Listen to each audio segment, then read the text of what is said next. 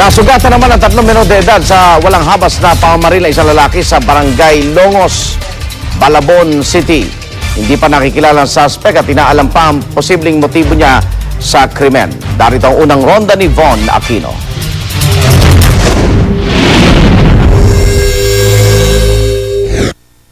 Naabutan ng GMA News Team ang dalawang binatilyo na ito na may bakas pa ng dugo sa kanilang mga damit habang nagbibigay ng kanilang salaysay sa presinto kaugnay ng nangyaring pamamaril sa Maya-Maya Street, Barangay Longos, Malabon City, pasado alas 10 kagabi.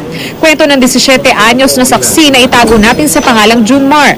Nakita niyang may binububog sa eskinita kung saan sila nakatambay ng mga kaibigan. Nakarinig din daw sila ng putok ng baril.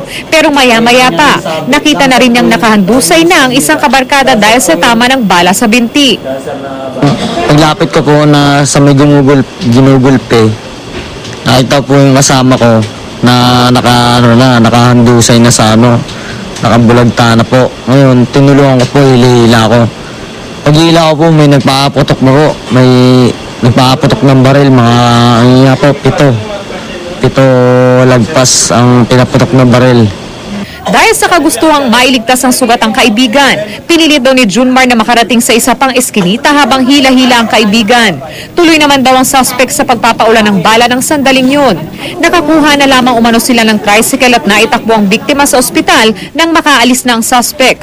Maliban sa kaibigan ni Junmar, isa pang binatilyo ang tinamaan sa pamamaril. Kwento ng isa pang saksi na nagligtas sa binatilyo. Kumuha raw siya ng tiyempo para maisalba ang kaibigan. Hindi raw makalapit ang mga taong gustong pumigil sa suspect dahil sa kanyang walang habas na pamamaril. Binubuhat po namin ng barkada po namin. Patingin po sa kanto. Sinuskinita lang po namin, nakasandong itim po eh. Pabalik-balik po yung pagpapatok niya. Tapos pagkatapos po nun, parang nagbustuhan po siya ng bahala. Tumakbo pa diretso, babalikan pa po kami.